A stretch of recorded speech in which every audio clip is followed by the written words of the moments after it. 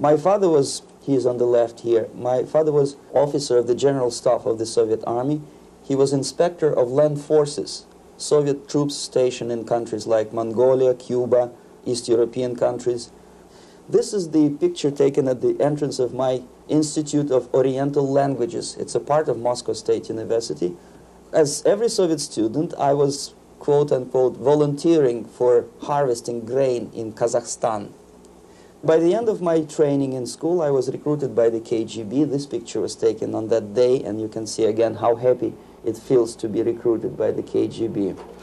Pay special attention to number of bottles on the table. One of my functions was to keep foreign guests permanently intoxicated the moment they land at Moscow airport.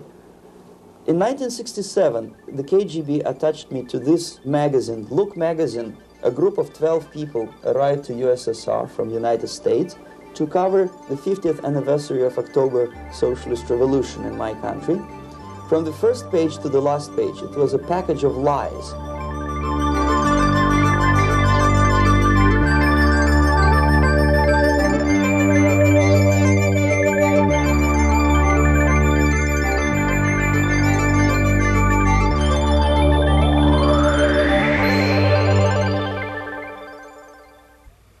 Our conversation is with Mr. Yuri Alexandrovich Bezmenov.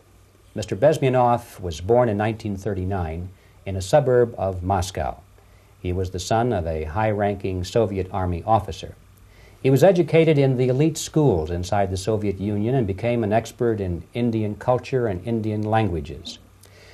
He had an outstanding career with Novosti, which was the, and still is, I should say, the press arm or the press agency of the Soviet Union. It turns out that this is also a front for the KGB.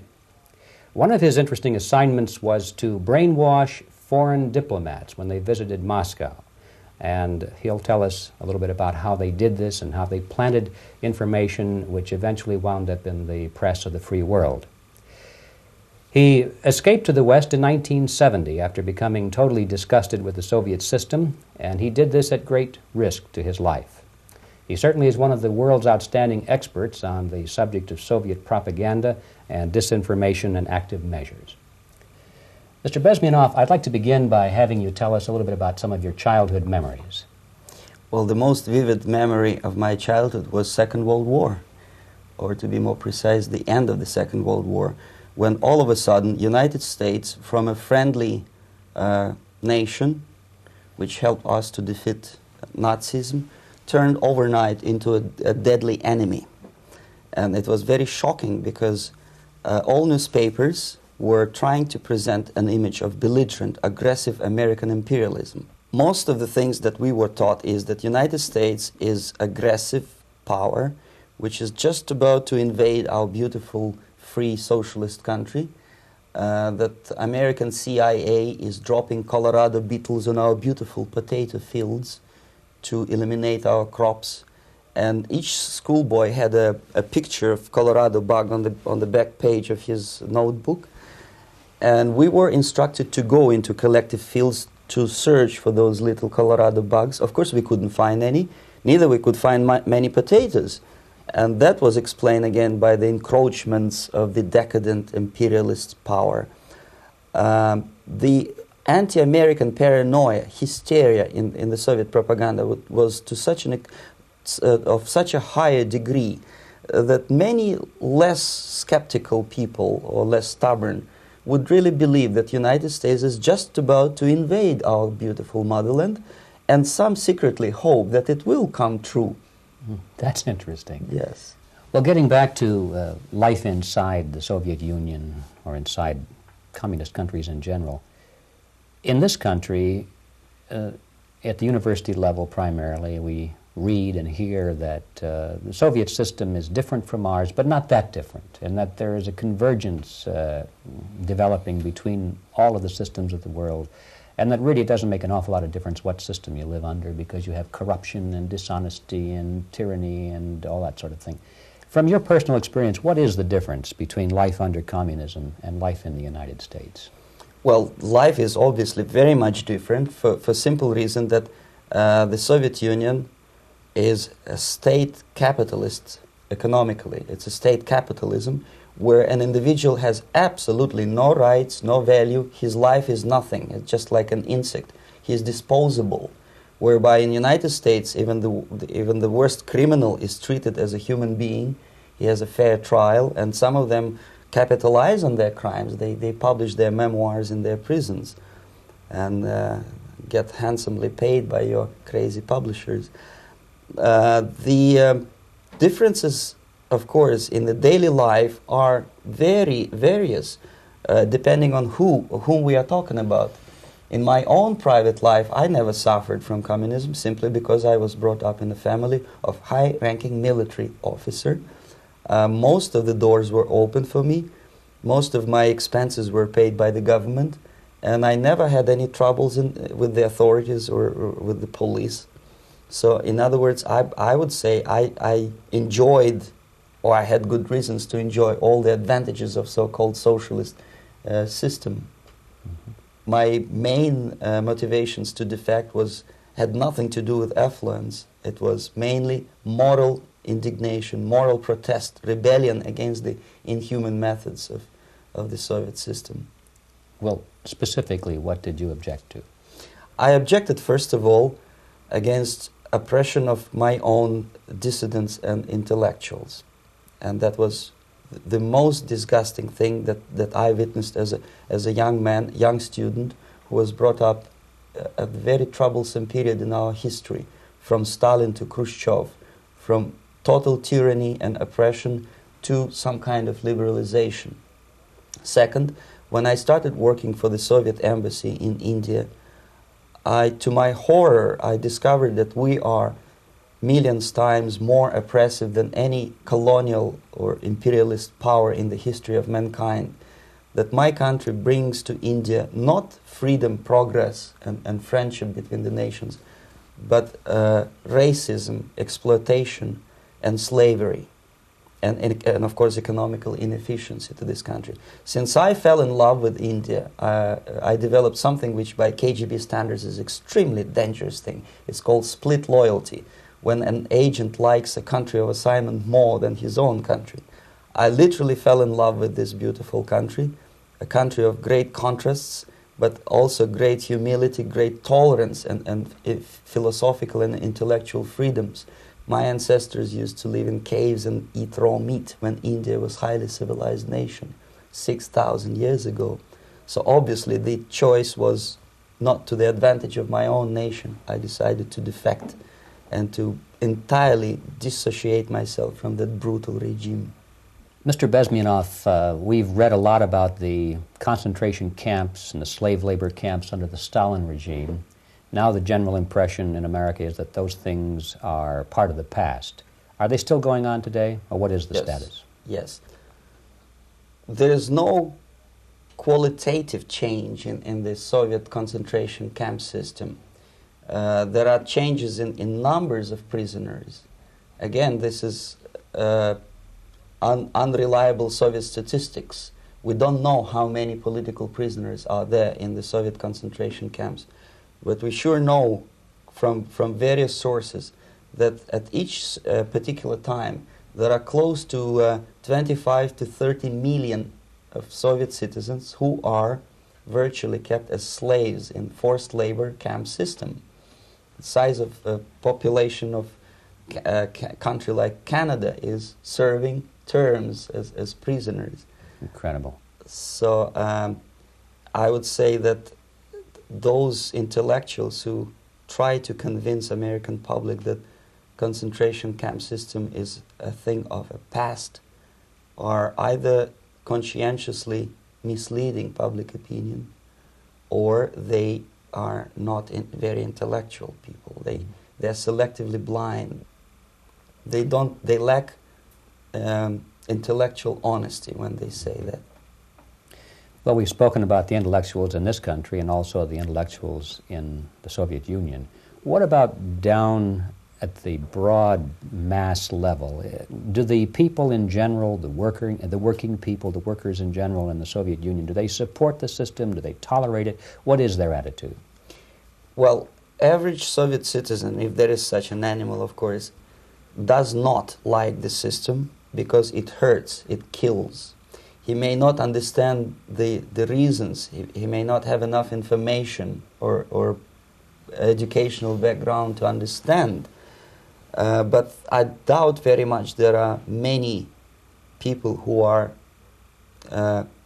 conscientiously supporting the Soviet system. There are not such people in USSR. Even those who have all the reasons to enjoy socialism, people like myself, who were a member of journalistic elite, they also hate the system for different reasons, though. Not because they lack material affluence, but because they are unfree to think, they are in constant fear, duplicity, split personality. And this is the greatest tragedy for my nation. Well, what do you think are the chances of the people actually overcoming their system or replacing it?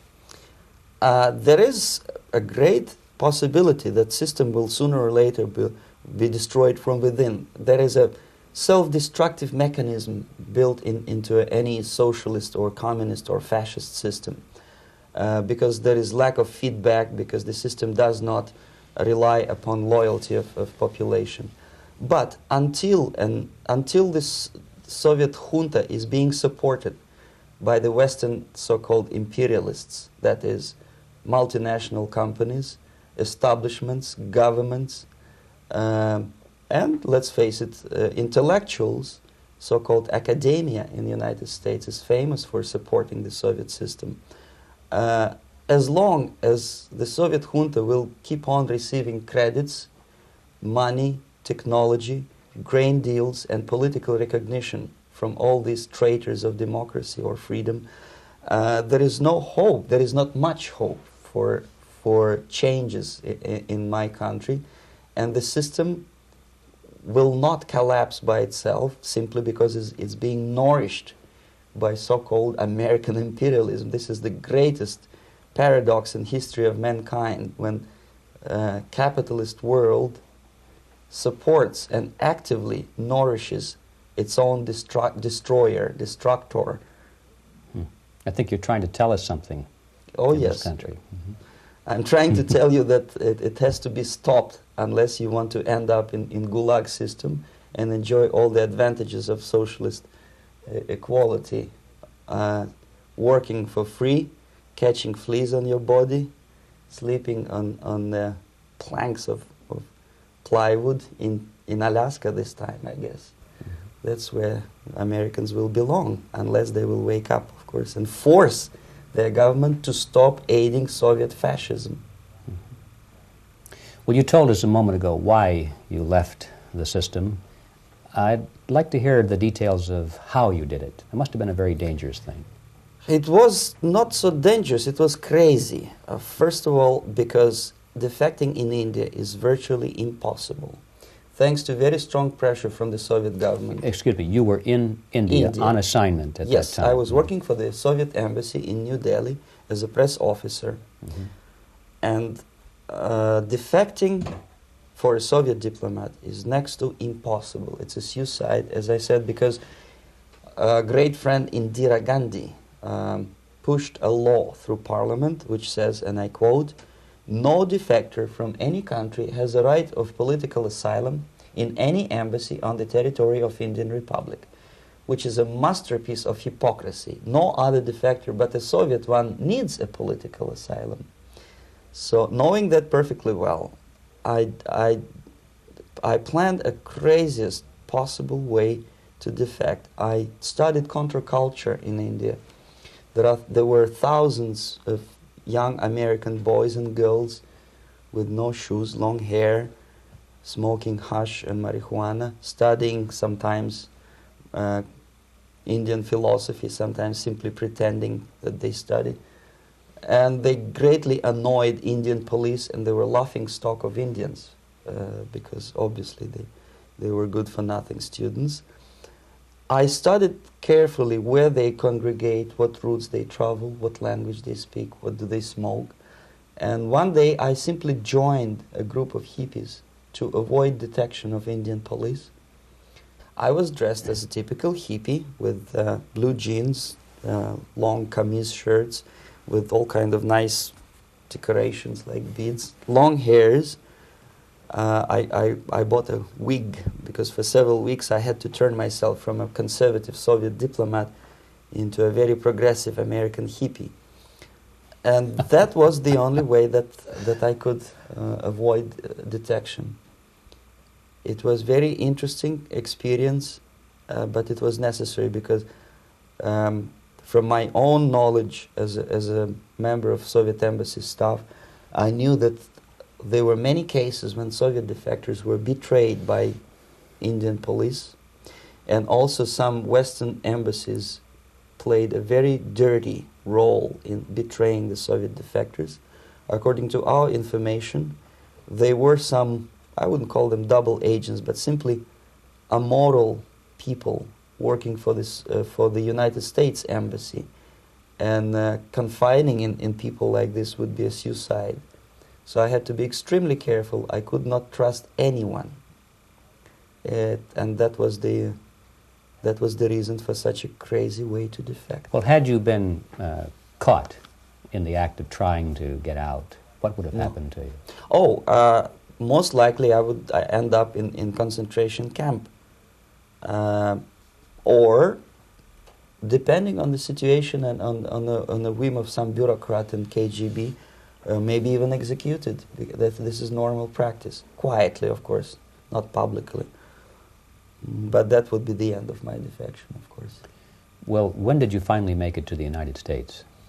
In 1970, after about 6 months of debriefing in Athens by the CIA, and I presume FBI too, they let me go first to Germany, then to Canada. That was my decision. I had to change my identity to protect my family and my friends in USSR.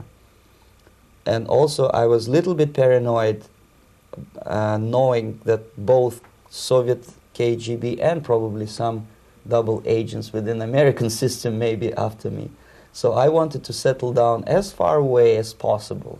I requested CIA to give me some kind of new identity and just let me go on my own. And I settled in Canada. I was a student. I changed many professions, from farm help and laundry truck driver to language instructor and broadcaster for Canadian Broadcasting Corporations in Montreal. Well, have you had any threats on your life or any yes. unpleasant in about 5 years, KGB eventually discovered that I am working for Canadian Broadcasting. I made a very big mistake. I started working for overseas service of CBC, which is similar to Voice of America, in Russian language. And of course, monitoring service in USSR picked up every new voice. Every new announcer they would make it a point to discover who he is. And in 5 years, sure enough, slowly but surely, they discovered that I am not Thomas Schumann, that I am Yuri Alexandrovich Bezmenov, and that I am working for Canadian Broadcasting, and undermining beautiful détente between Canada and USSR. And the Soviet ambassador Alexander Yakovlev made it his personal effort to discredit me. He complained to Pierre Trudeau, who is known to be a little bit soft on socialism. And the management of CBC behaved in a very strange, cowardly way, unbecoming to representatives of an independent country like Canada. They listened to every suggestion that Soviet ambassador gave, and they started shameful investigation, analyzing content of my broadcasts to USSR. And sure enough, they discovered that some of my statements were probably would be offending to the Soviet Politburo. So I had to leave my job. And of course, subtle intimidations. They would say something like, please cross the street carefully because, you know, traffic is very heavy in Quebec. And fortunately, I know about the psychology and the logic of activity of the KGB, and I never allowed myself to be intimidated.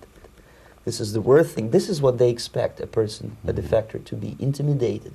Once they spot that you are scared, they keep on developing that line, And then eventually you either have to give up entirely and work for them, or they neutralize you. They would definitely stop all kind of political activity, which they failed to do in my case, because I was stubbornly working for the Canadian Broadcasting. And in response to their intimidations, I said that, look, this is a free country, and I am as free as you are. And I also can drive very fast. And gun control is not yet established in Canada, so I had a couple of good shotguns in my basement. So welcome to visit me someday with your Kalashnikov's machine guns. So obviously it didn't work. Intimidation didn't work. So they tried different approach, as I described. They approached on the highest level, on the level of Canadian bureaucracy. And on that level they were successful. On that level they were successful. On individual level they failed flat. Mr. Bezmenov has brought a series of slides with him that he has taken from the Soviet Union, and I think this is a good time to take a look at the slides. Yes. Now, the viewers will be able to see these slides as we talk about them. Yes, this is a collection of slides which are, some of them are snapshots from my family album, some of them are documents which I smuggled from the Soviet embassy, and some are reproductions from local mass media. I usually show them to establish my credibility as a defector. This is a picture of my native town, Mytishi, about 20 miles north from Moscow. Characteristically, there is a statue of Comrade Lenin in the central square. This is myself at the age of 7, again, characteristically, under the statue of Comrade Stalin, extending his friendly hand to peoples of the world.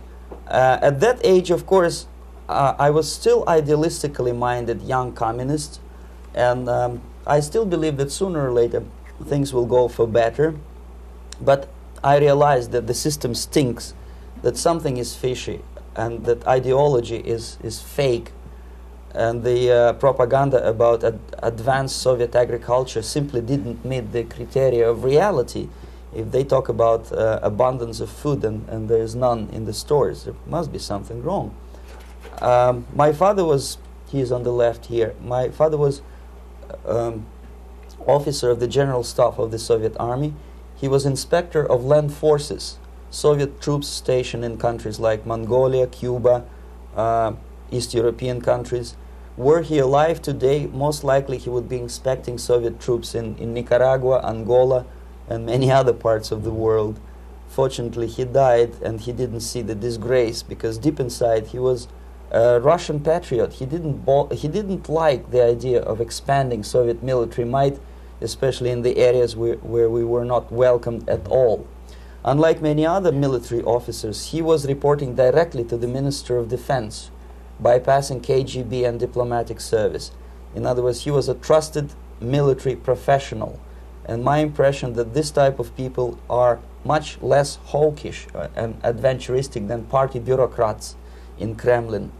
When American mass media describes Soviet military as potentially dangerous counterpart for Pentagon, I simply laugh, because I know better. I know that the most dangerous part of the Soviet power structures are not military at all. Most likely, if they come to power in my country, they'll be more sensible negotiators for nuclear disarmament and withdrawal of the Soviet troops from many parts of the world. But if someone from the party structure or the KGB structure were to give the orders for a military intervention, they have to obey, they would follow, because they are professional military. But they, you see, the triangle of power and hate in USSR is the party at the top, the party elite, the oligarchy of the party, then the military and the KGB at the bottom. They hate each other, and the most hated triangle, the most hated corner of the triangle is the Communist Party bureaucrats. They are the most adventuristic, senile megalomaniacs. They can start war, I wouldn't be surprised. Not the military. They know what war is. Yes. At least my father did. This is the picture taken at the entrance of my Institute of Oriental Languages. It's a part of Moscow State University. I graduated in 1963. And I Now, excuse me, which one were you on? I am on the right. You're on the right. And on the left is my my schoolmate Vadim Smirnov, who later was a apparatchik in the Central Committee of the Soviet Union Communist Party. What is an apparatchik? It's a functionary, something like civil service in British Empire. Someone who is never fired from the service. He stays there internally. He may not be promoted too high, but he's a dependable bureaucrat who will stay forever. I studied not only languages, but also history, literature, even music. I'm on this picture. I'm trying to learn how to play Indian musical instrument. I even tried to look like an Indian when I was second-year student. Not bad, really. Yes, actually, it was strongly encouraged by the instructors in my school, because the graduates of my school were later on employed as diplomats, foreign journalists, or spies. As every Soviet student, I was quote-unquote volunteering for harvesting grain in Kazakhstan. This is a biggest agricultural blunder of the Soviet government. But I didn't have much choice, of course, because the communist motto borrowed from the Bible says, "Those who do not work shall not eat." And you can see me eating, therefore I was working, and you can see how happy I was about it. I went through a very extensive physical and military training, including the military games in areas, suburban areas of Moscow. And here, for example, we are on a tour in Arkhangelsk area. And by the end of my training in school, I was recruited by the KGB. This picture was taken on that day, and you can see again how happy it feels to be recruited by the KGB. Our conversation with Yuri Alexandrovich Bezmenov, who is a defector from the Soviet Union, a former propaganda agent for Novosti and the KGB, will continue after this message.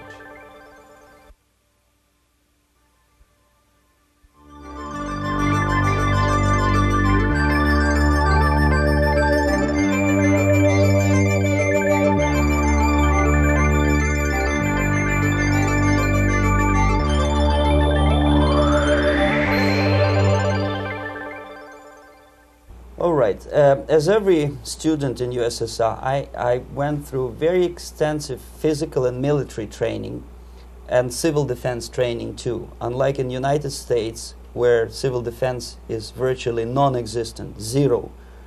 In USSR, every student, whatever his major subject, has to go through very extensive 4-year military and civil defense training. You can see me here with a group of students during one of the war games near Moscow. The main idea, of course, is to prepare a huge reserve army of the USSR. Each student has to graduate as a junior lieutenant. In my case, it was administrative and military intelligence service. My first assignment was to India as a translator with the Soviet Economical Aid Group, building refinery complexes in Bihar state and Gujarat state. At that time, I was still naively, idealistically believing that what I was doing contributes to the understanding and cooperation between the nations. It took me quite a number of years to realize that what we were bringing to India was a new type of colonialism, 1,000 times more oppressive and exploitative than any colonialism or imperialism in history of mankind. But at that time, I was still hoping that, well, maybe it's not that bad, could be worse, and things may go for better. And I even tried to implement the beautiful Marxist motto, proletarians of all the countries unite. I tried to unite with the nice Indian girl, and I was fascinated by Indian culture, by the family life in this country. But obviously, Communist Party had different plans for my genes, so I had to marry this beautiful Russian girl. In the span of my career, I married 3 times. Most of these marriages were marriages of convenience, on advice from the Department of Personnel. This is normal practice in USSR. When a Soviet citizen is assigned to a foreign job, he has to be married, either to keep family in USSR as hostages, or, if it's a convenience marriage like mine, so that the husband and wife are virtually informers on each other to prevent defection or contamination by decadent imperialist or capitalist ideas. In my case, I hated that girl so much that the moment I landed in Moscow, we were divorced, and I married later, second time. By the end of my first assignment in India, I was promoted to the position of public relation officer. You can see me here translating a speech by a Soviet boss. And you're on the right. I'm on the right here, yes. And it was, the occasion was commissioning of the refinery complex in Bihar, Barauni. Back in Moscow, I was immediately recruited by Novosti Press Agency, which is a propaganda and ideological subversion front for the KGB. 75% of the members of the Novosti are commissioned officers of the KGB. The other 25 are, like myself, co-opted agents who are assigned to specific operations. In this particular case, you can see me talking to students of Lumumba Friendship University in Moscow. This is a huge school under the direct control of the KGB and Central Committee, where future leaders of the so-called national liberation movements are being educated and selected carefully. And some of them have absolutely, this, for example, is a group of students from Lumumba. They don't look like students at all. They look more like military, and that's exactly what they were. They were dispatched back to their countries to be leaders of the so-called national liberation movements, or to be translated into normal human language, leaders of international terrorist groups. Another area of activity when I was working for the Novosti was to accompany groups of so-called progressive intellectuals, writers, journalists, publishers, teachers, professors of colleges. You can see me here in Kremlin. I'm second on the left, with a group of Pakistani and Indian intellectuals. Most of them pretended they don't understand that we are actually working on behalf of the Soviet government and the KGB. They pretended that they are actually being guests, VIP intellectuals, that they are treated according to their merits and their intellectual abilities. For us, they were just a bunch of political prostitutes to be taken advantage for various propaganda operations. Therefore, you can see perfectly well the senior colleague of mine on the left doesn't really have that much respect on his face, and myself with a very skeptical smile, typical KGB sarcastic smile, anticipating another victim of ideological brainwashing. This is how a typical conference in Novosti headquarters in Moscow looked like. Sitting in the middle is Boris Burkov, the then director of Novosti Press Agency, high-ranking party bureaucrat in the Department of Propaganda. I am standing next to a famous Indian poet, Sumitranandan Pant. He was famous because he was an author. He was the author of a famous poem titled Rhapsody to Lenin. That's why he was invited to USSR, and everything was paid by the Soviet government. Pay special attention to number of bottles on the table. This is one of the ways to kill the awareness or curiosity of foreign journalists. One of my functions was to keep foreign guests permanently intoxicated the moment they land at Moscow airport. I had to take them to the VIP lounge and toast to friendship and understanding between the nations of the world. Glass of vodka, then a second glass of vodka. And in no time, my guests would be feeling very happy. They would see everything in kind of pink, nice color. And that's the way I had to keep them permanently for the next 15 or 20 days. At a certain point in time, I had to withdraw alcohol from them so that some of them who are the most recruitable would feel a little bit shaky, guilty, trying to remember what they were talking last night. That's the time to approach them with all kind of nonsense, such as joint communique or statement for Soviet propaganda. That's the time they are the most flexible. And of course, what they didn't understand, they didn't realize or pretended not to realize, that myself, who was drinking together with them, was not drinking at all. I had ways to get rid of alcohol through various techniques, including special pills which were given to me by my colleagues. But they were taking it seriously. In other words, they would consume quite large volumes of alcohol and feel quite uneasy next morning.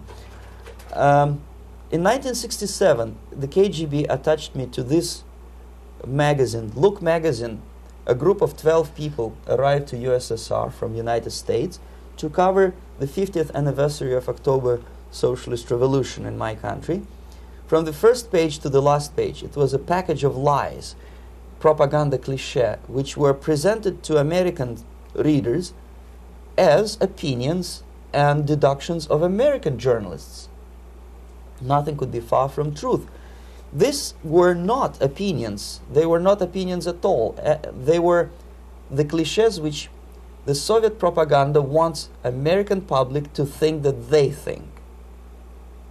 If it does make any sense at all. It sure does, because from the viewpoint of the Soviet propaganda, although there are some subtle criticism of the Soviet system, the basic message is that Russia today is a nice, functioning, efficient system supported by majority of population. That's the biggest lie. And of course, American intellectuals and journalists from Look magazine elaborated on that untruth in various different ways. They intellectualized that lie. They found all kinds of justifications for telling lies to American public. Excuse me, it was partly your job to make sure that they got these ideas, yes, and accepted them as their own ideas. Right. Actually, even before they arrived to USSR, and they paid astronomical sum of money for that visit, they were submitted, this Novosti Press Agency developed so-called backgrounders, 20-25 pages of information and opinions which were presented to the journalists even before they bought their tickets to Moscow. They had to analyze the situation, and judging on their reaction to that backgrounder, the local Novosti representative or local Soviet diplomat in Washington, D.C. would assess whether they be given visa to USSR or not. So but they were selected ahead of time. Oh yes, they were pre-selected very carefully, and there is not much chance for honest journalists to arrive to USSR and to stay there for 1 year and to bring this package of lies back home. This, for example, is a centerfold of the Look magazine. They presented this monument erected by Communist Party in Stalingrad as the symbol, personification of Russian military might. And they said in the article, which is published on the site, that Soviets are very proud of the victory in the Second World War. This is another big myth, a lie. No sensible people would be proud to lose 20 millions of their countrymen in a war which was started by Genoese Hitler and Comrade Stalin and paid by American multinationals. Most of the Soviet citizens look at this type of monuments with disgust and sorrow, because every family lost father, brother, sister, or child in the Second World War.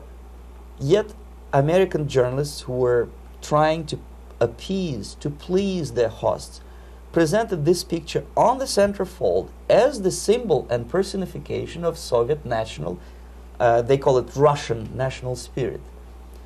And it was greatest misconception and a very tragic misunderstanding. Of course, Look magazine was not distributed in USSR. The main audience was in United States.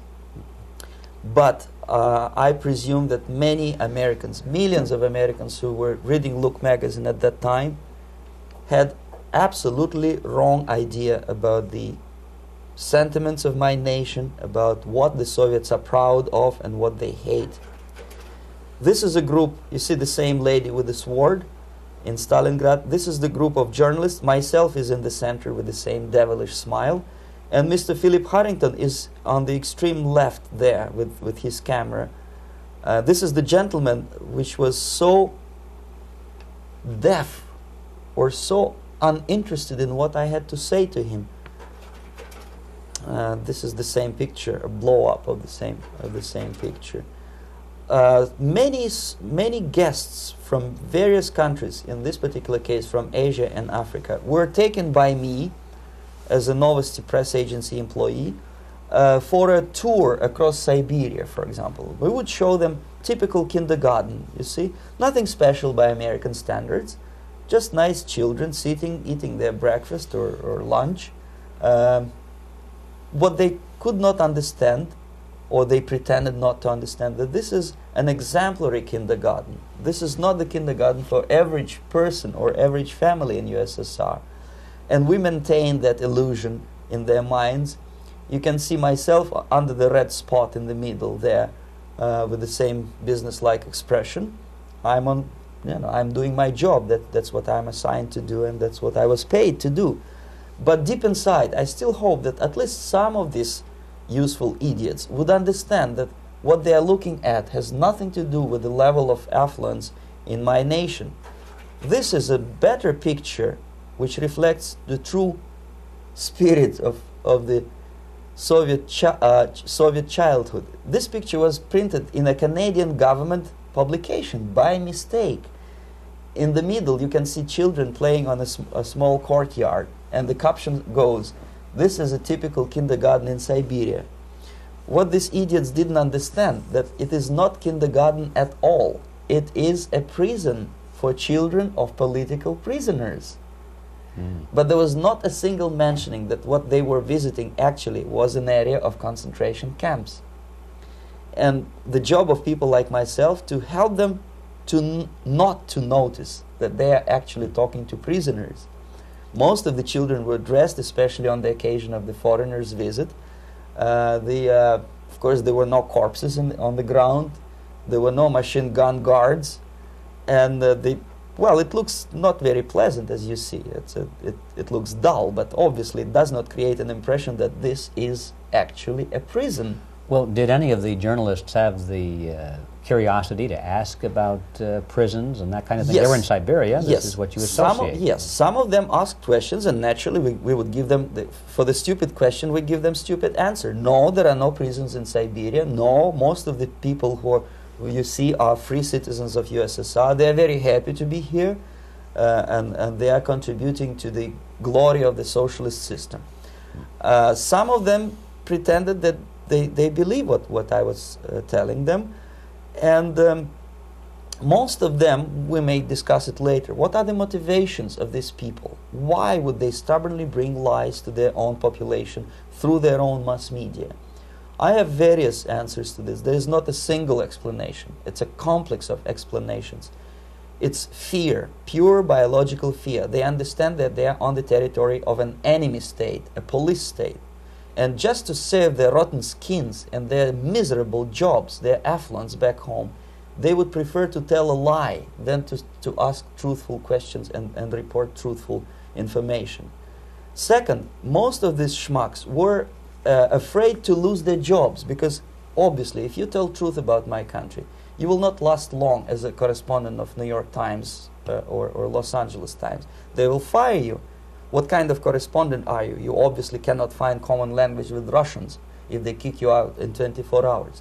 So just by trying to be conformist to their own editorial bosses, they tried not to offend the sentiments of the Soviet administrators and people like myself. Deep inside, I hope they would insult my or offend my sentiments. Obviously, they preferred not to.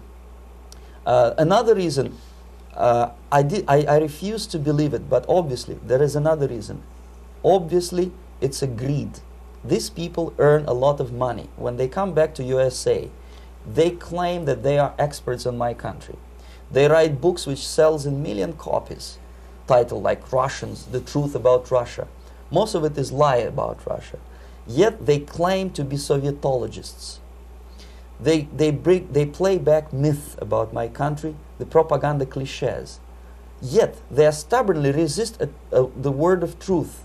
If a person like Solzhenitsyn is either defecting or kicked out of USSR, they try all their best to discredit him and to discourage him. I don't have much chance to appear on national network with a true story about my country. But a useful idiot like Hendrik Smith or Robert Kaiser, they are big heroes. They come back from USSR. They say, oh, we were talking to dissidents in Russia. Big deal. Soviet dissidents are chasing American correspondents in the streets, and they are cowardly escaping from these contacts. For some strange reason, if you want to know more about Spain, you refer to Spanish writers. If you want to learn more about French, you read French writers. Even about Antarctica, I bet you would read Penguins.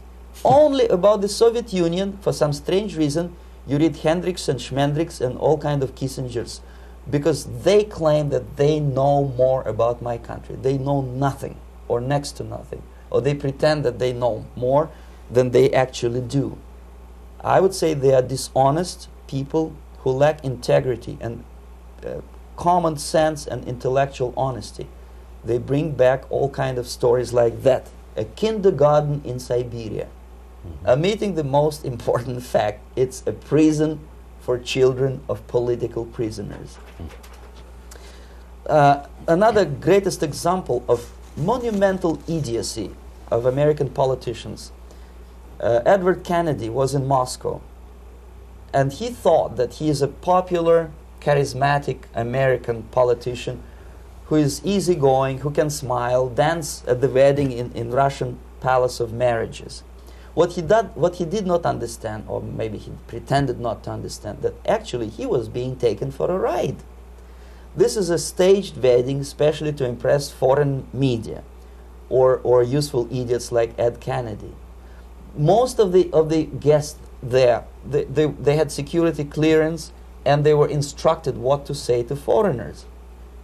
This is exactly what I was doing. You can see me in the same damn wedding palace in Moscow where Ed Kennedy was dancing here. You see, smiling. He thinks he's very smart. From the viewpoint of Russian citizens who observe this idiocy, he's narrow-minded, egocentrical idiot who tries to earn his own popularity through participation in propaganda farces like this.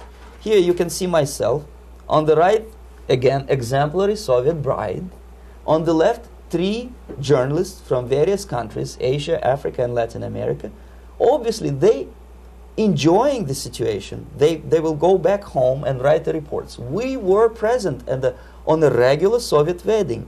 They were not present on a regular Soviet wedding. They were present, they were parts of a farce, of a circus performance. Another thing which I had to sometimes risking my life to explain to foreigners. Time magazine, for example, is very critical of South African racist regime. The whole article was dedicated to the shameful internal passport system where blacks are not allowing to live with whites.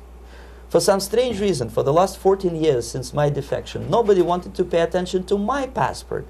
This is my passport. It also shows my nationality, and it has a police rubber stamp, which is called propiska in Russian language, which assigns me to a certain area of residence. I cannot leave that area, same way as this black man cannot leave the area in South Africa. Yet we call South African government racist regime. Not a single Jane Schmonda or Fonda is brave enough, courageous enough to come to media and say, look, this is what happens in USSR. I send a copy of my passport to many American liberals and civil rights defenders and all the other useful idiots. They never bothered to answer me back. This shows what kind of integrity, what kind of honesty these people are. They are a bunch of hypocrites because they don't want to recognize a good example of racism in my country. This is the first stage of befriending a professor. You can see myself on the left with the same James Bond smile. On the right is my KGB supervisor, Comrade Leonid Mitrokhin, and in the middle a professor of political science in Delhi University. The next stage would be to invite him to a gathering of Indo-Soviet Friendship Society. There he is sitting next to his wife before he is being sent to USSR for free trip. Everything is paid by the Soviet government. He was made to believe that he is invited to USSR because he is a talented, sober-thinking intellectual.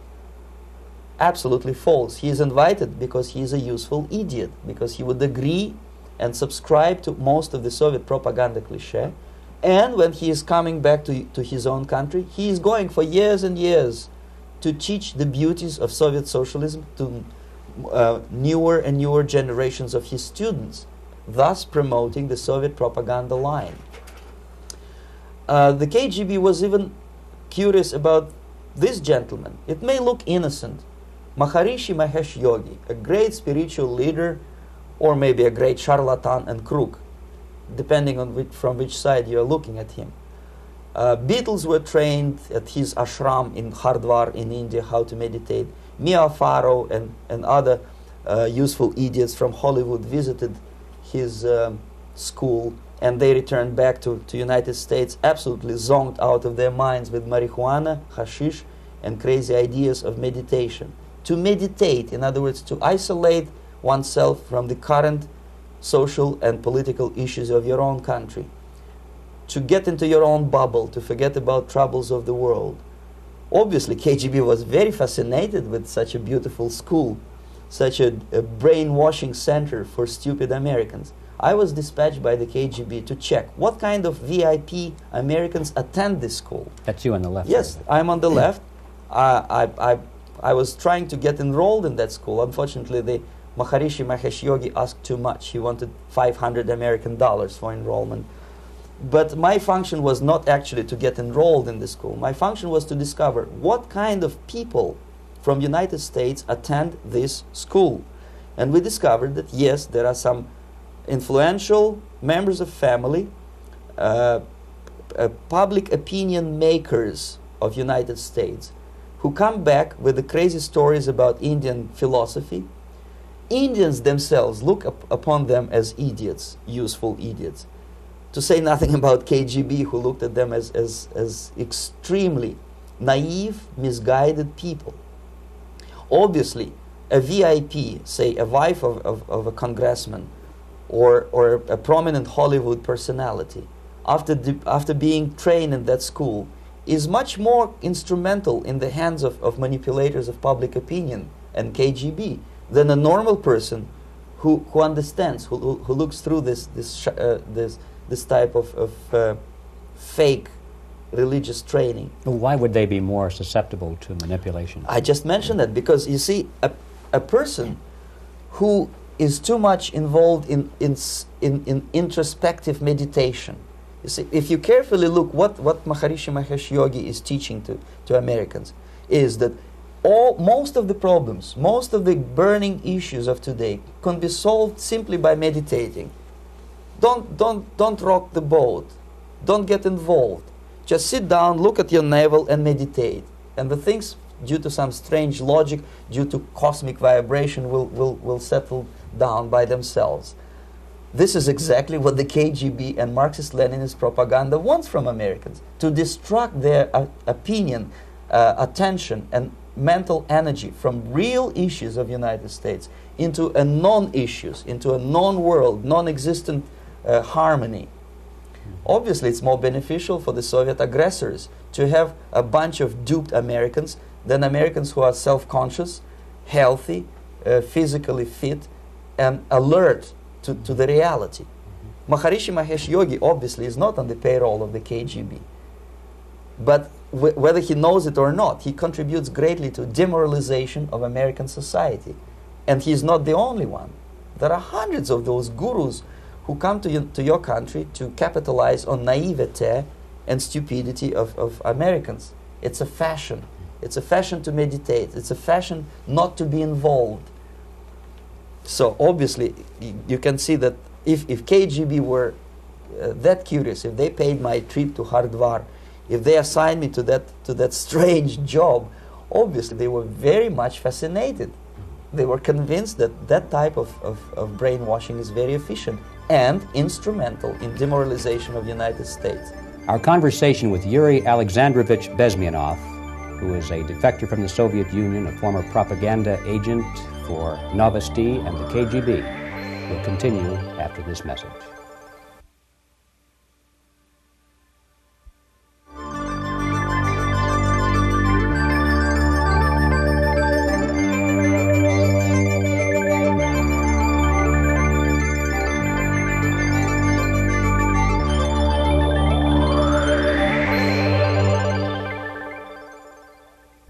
This picture shows the part of the building of USSR embassy, and my supervisors. On the left is Comrade Mehdi, an Indian communist, and on the right, Comrade Mitrokhin, my supervisors in the secret department of research and counter-propaganda. It has nothing to do with either research or counter-propaganda. Most of the activity of that department was to compile huge volume of information on individuals who were instrumental in creating public opinion. Publishers, editors, journalists, actors, educationalists, professors of political science, members of parliament, representatives of business circles. Most of these people were divided roughly in two groups. Those who would toe the Soviet foreign policy, they would be promoted to the positions of power through media and public opinion manipulation. Those who refused the Soviet influence in their own country would be character assassinated or executed physically come revolution. Same way as in the small town of Hue in South Vietnam, several thousands of Vietnamese were executed in one night when the city was captured by Viet Cong for only 2 days. And American CIA could never figure out how could possibly communists know each individual, where he lives, where to get him, and would be arrested in one night, basically in some 4 hours before dawn, put on a van, taken out of the city limits and shot. The answer is very simple. Long before communists occupied the city, there was extensive network of informers, local Vietnamese citizens, who knew absolutely everything about people who are instrumental in public opinion, including barbers and taxi drivers. Everyone who was sympathetic to the United States was executed. Same thing was done under the guidance of the Soviet embassy in Hanoi, and same thing I was doing in New Delhi. To my horror, I discovered that in the files where people were doomed to execution, there were names of pro-Soviet journalists with whom I was personally friendly. Pro-Soviet? Yes. They were idealistically minded leftists who made several visits to USSR, and yet the KGB decided that come revolution or drastic changes in political structure of India, they will have to go. Why is that? Because they know too much. Simply because, you see, the useful idiots, the leftists who are idealistically believing in the beauty of Soviet socialist or communist or whatever system, when they get disillusioned, they become the worst enemies. That's why my KGB instructors specifically made a point, never bother with leftists. Forget about these political prostitutes. Aim higher. This was my instruction. Try to get into large circulation, established conservative media. Rich, filthy rich movie makers, intellectuals, so-called academic circles. Cynical, egocentric people who can look into your eyes with angelic expression and tell you a lie. These are the most recruitable people, people who lack moral principles, who are either too greedy or too suffer from self-importance. They feel that they matter a lot. These are the people who KGB wanted very much to recruit. But to eliminate the others, to execute the others, don't they serve some purpose? Wouldn't they be the ones we rely on? They serve purpose only at the stage of destabilization of a nation. For example, your leftists in United States, all these professors and all these beautiful civil rights defenders, they are instrumental in the process of the subversion only to destabilize the nation. When their job is completed, they are not needed anymore. They know too much. Some of them, when they get disillusioned, when they see that Marxist-Leninists come to power, obviously they get offended. They think that they will come to power. That will never happen, of course. They will be lined up against the wall and shot. But they may turn into the most bitter enemies of Marxist-Leninists when they come to power. And that's what happened in Nicaragua. You remember most of these former Marxist-Leninists were either put to prison or one of them split, and now he's working against Sandinistas. It happened in Grenada when Maurice Bishop was already a Marxist. He was executed by a new Marxist who was more Marxist than this Marxist. Same happened in Afghanistan when first there was Taraki, he was killed by Amin, then Amin was killed by Babrak Karmal with the help of KGB. Same happened in Bangladesh when Mujibur Rahman, very pro-Soviet leftist, was assassinated by his own Marxist-Leninist military comrades. It's the same pattern everywhere. The moment they serve their purpose, all the useful idiots are either be executed entirely, all the idealistically minded Marxists, or exiled or put in prisons, like in Cuba. Many former Marxists are in Cuba, in prison. So most of the Indians who were cooperating with the Soviets, especially with our Department of Information of the USSR Embassy, were listed for execution. And when I discovered that fact, of course I was sick. I was mentally and physically sick. I thought that I'm going to explode one day during the briefing at the ambassador's office. I would stand up and say something that we are basically a bunch of murderers. That's what we are. It has nothing to do with friendship and understanding between the nation and blah, blah, blah. We are murderers. We behave as a bunch of thugs in a country which is hospitable to us, a country which with ancient traditions. But I did not defect. I tried to get the message across. To my horror, nobody wanted even to listen, least of all to believe what I had to say. And I tried all kinds of tricks. I would leak information through letters or lost documents or something like that. And still I got no message. The message was not published, even in the conservative mass media of India. The immediate impulse to defect was Bangladesh crisis, which was described by American correspondents as Islamic grassroots revolution, which is absolute baloney. There was nothing to do with Islam, and there was no grassroots revolution. Actually, there are no grassroots revolutions, period.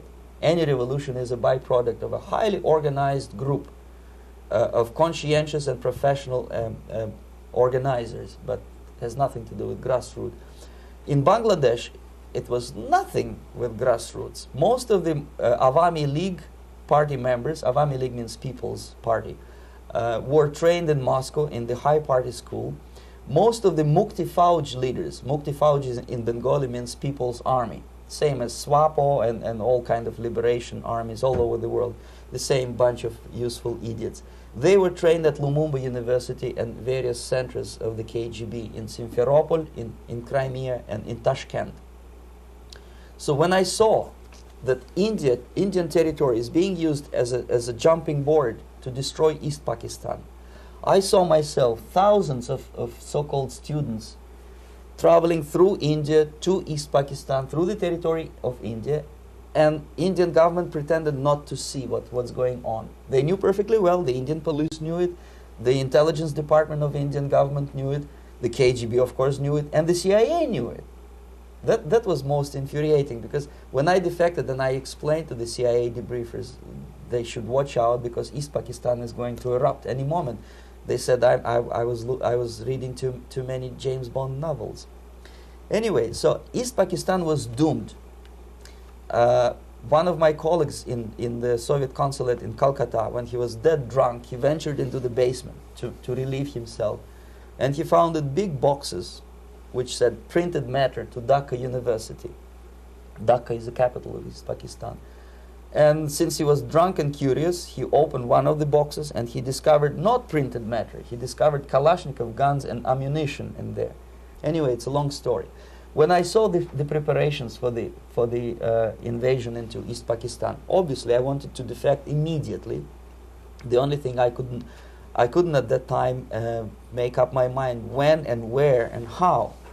One of the reasons, of course, you see, I was in love with India. I mentioned that before. I spoke the languages.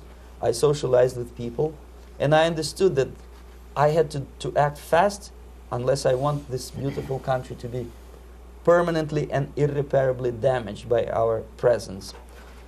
One of the reasons not to defect was, as you can see, I was living in relative affluence. Who the hell in the normal mind would defect and do what? To be abused by your media, to be called McCarthyist and fascist and paranoid, or to drive a taxi in New York City? What for? What the hell for should I defect? To be abused by Americans, to be insulted in exchange for my effort to bring the truthful information about impending danger of subversion. As you can see, I was living in quite a comfortable conditions next to swimming pool, where Indians were not allowed, by the way. I was highly paid expert in propaganda. I had my family. I was respected by my nation. My career was cloudless. The third reason, how to defect with the family. To defect with the baby and the wife would be virtual suicide, because according to law, that hypocritical law which I quoted before, the Indian police will have to hand me over back to the KGB, and that will be the end of my defection and probably my life. Again, I cannot smuggle my wife because she was not quite sure what I was doing. She was not that idealistically involved, and she was definitely not in the total picture of what I was doing for the KGB. She would be shocked if I put her in my van and drive her to the American embassy or elsewhere. That would be a greatest danger. So again, I had to defect in such a way that my defection would look as simple disappearance. And there were many cases like that when the Soviet agents simply disappeared, either killed in action or, thanks to their curiosity and their close contacts with radicals, some of them were killed by the Marxists, by the way. It happened in many African countries when the Soviet KGB were killed by Africans themselves. Not because they hated Marxism-Leninism, but because they were simply trigger-happy bunch of unruly characters. If you give them a machine gun, they will shoot. And some of the Soviets obviously were not careful enough to protect themselves, and they got into embarrassing situations when they were shot at the crossfire between factions of so-called liberation movements. Anyway, so I decided, as I said, to study the counterculture. I decided this probably would be the best way to disappear. I socialized with characters like this. On the left, you see, he's a barefoot American hippie. It took me quite a long time to study exactly what they were doing and how to mix with them. But eventually I did it. Most of Indian newspapers carried my picture and promise of 2,000 rupees for information about my whereabouts. But they were looking for the wrong person, because they obviously tried to stop a young Soviet diplomat in white shirt and tie, and this is how I looked at the time of defection. Nobody could possibly think that a Soviet diplomat would be as crazy as to join a bunch of hippies. That's you. Travel India and smoke hash. So I made it literally almost like a Hollywood-style detective story. From under the nose of the KGB in Bombay airport, I landed the plane and I flew to Greece, where I was debriefed by the CIA. That's basically that's all for my slides. We can turn off the projector, then. That's very interesting. Well, you spoke several times before about ideological subversion. That is a phrase that I'm afraid some Americans don't fully understand. When the Soviets use the phrase ideological subversion, what do they mean by it? Ideological subversion is the process which is legitimate, overt, and open. You can see it with your own eyes. All you have to do, all American mass media has to do, is to unplug their bananas from their ears, open up their eyes, and they can see it. There is no mystery. There is nothing to do with espionage. I know that espionage intelligence gathering looks more romantic. It sells more deodorants through the advertising, probably. That's why your Hollywood producers are so crazy about James Bond type of thrillers. But in reality, the main emphasis of the KGB is not in the area of intelligence at all. According to my opinion and opinion of many defectors of my caliber, only about 15% of time, money, and manpower is spent on espionage as such. The other 85% is a slow process which we call either ideological subversion or active measures, активные мероприятия in the language of the KGB, or psychological warfare. What it basically means is to change the perception of reality of every American to such an extent that despite of the abundance of information, no one is able to come to sensible conclusions in the interests of defending themselves, their families, their community, and their country.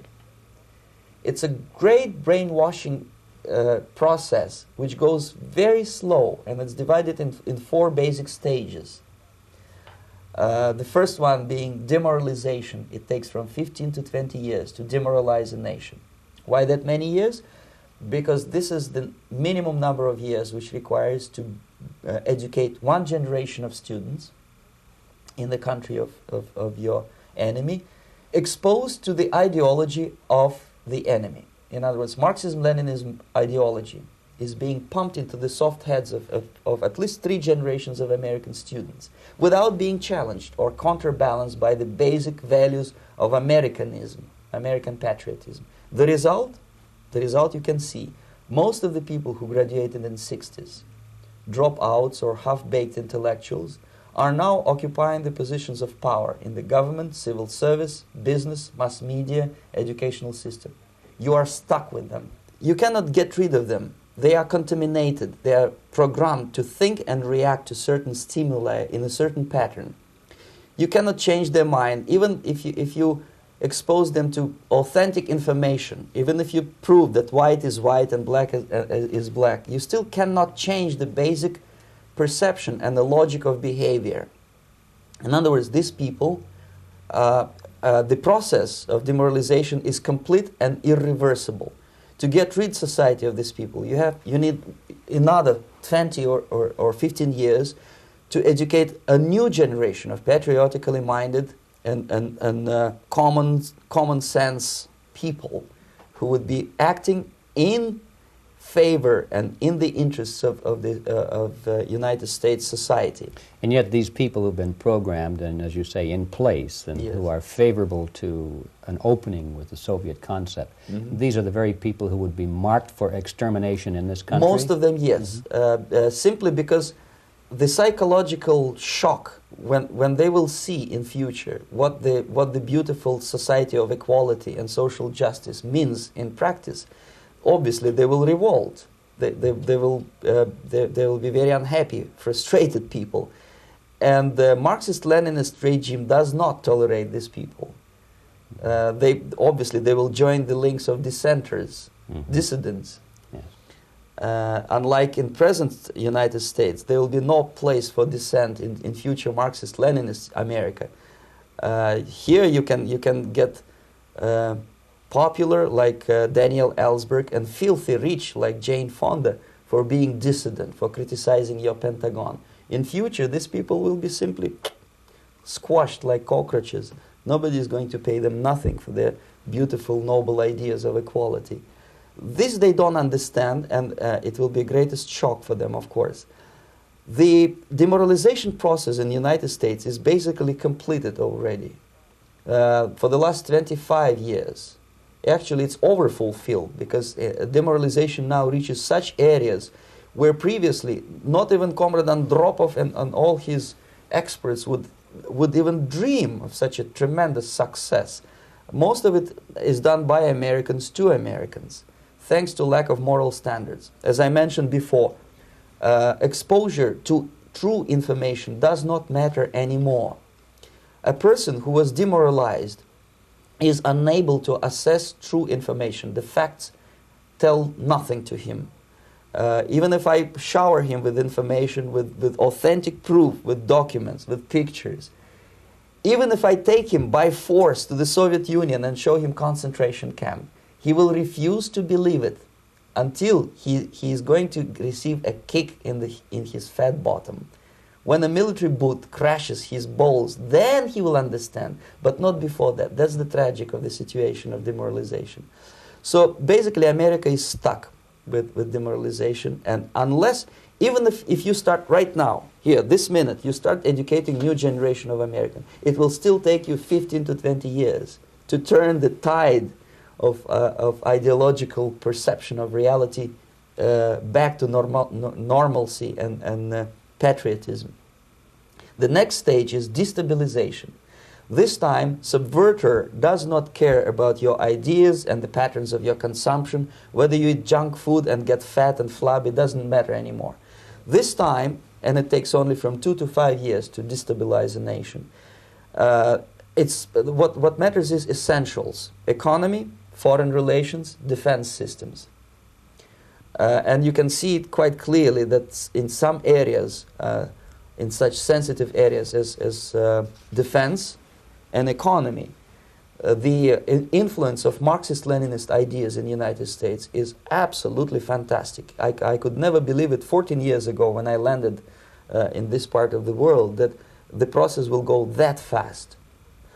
The next stage, of course, is crisis. It may take only up to 6 weeks to bring a country to the verge of crisis. You can see it in Central America now.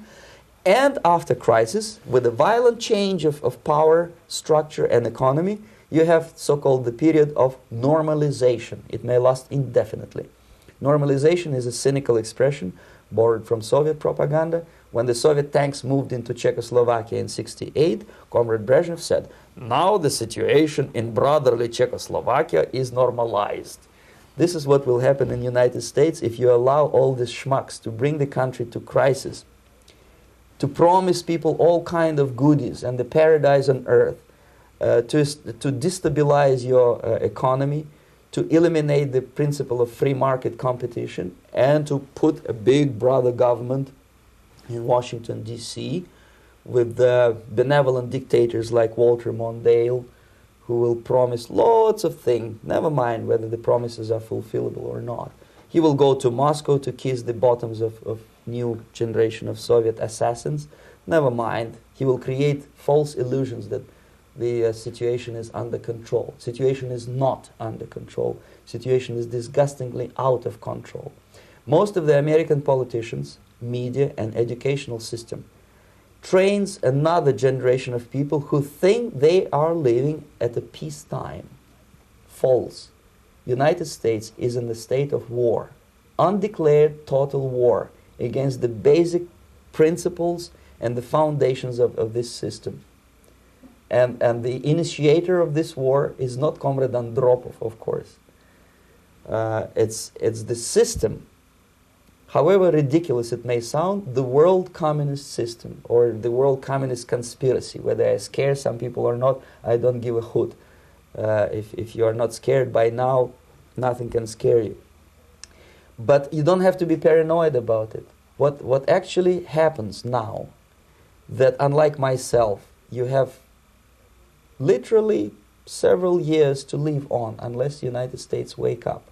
The time bomb is ticking. With every second, the disaster is coming closer and closer. Unlike myself, you will have nowhere to defect to, unless you want to live in Antarctica with penguins. This is it. This is the last country of freedom and possibility. Okay, so what do we do? What is your recommendation to the American people? Well, the immediate thing that comes to my mind is, of course, there must be a very strong national effort to educate people in the spirit of real patriotism, number one. Number two, to explain them the real danger of socialist, communist, whatever, welfare state, big brother government. If people will fail to grasp the impending danger of that development, nothing ever can help United States. You may kiss goodbye to your freedom, including freedoms to homosexuals, to prison inmate. All this freedom will vanish, evaporate in 5 seconds, including your precious lives. The second thing, the moment at least part of United States population is convinced that the danger is real, they have to force their government. And I'm not talking about sending letters, signing petitions, and all this beautiful, noble activity. I'm talking about forcing United States government to stop aiding communism. Because there is no other problem more burning and urgent than to stop the Soviet military-industrial complex from destroying whatever is left of the free world. And it is very easy to do. No credits, no technology, no money, no political or diplomatic recognition, and of course no such idiocy as grain deals to USSR.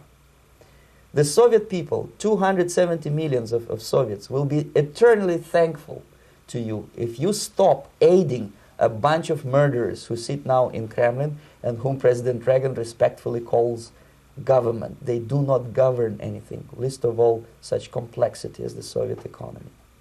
So basic, two very simple, maybe too simplistic answers or solutions, but nevertheless they are the only solutions. Educate yourself, understand what's going on around you. You are not living at the time of peace. You are in a state of war, and you have precious little time to save yourself. You don't have much time, especially if you are talking about young generation. There's not much time left for convulsions and sexual masturbation to the beautiful disco music. Very soon it will go, just overnight. If we are talking about capitalists or wealthy businessmen, I think they are selling the rope on which they will hang very soon. If they don't stop, if they cannot curb their unsettled desire for profit, and if they keep on trading with the monster of the Soviet communism, they are going to hang very soon. And they will pray to be killed, but unfortunately they will be sent to Alaska probably to manage industry of slaves. It's simplistic. I know it sounds unpleasant. I know Americans don't like to listen to things which are unpleasant. But I have defected not to tell you the stories about such idiocy as microfilm, James Bond type espionage. This is garbage. You don't need any espionage anymore. I have come to talk about survival. It's a question of survival of this system. You may ask me, what is it in for me? Survival, obviously, because as I said, I am now in your boat. If we sing together, we'll sing beautifully together. There is no other place on this planet to defect to.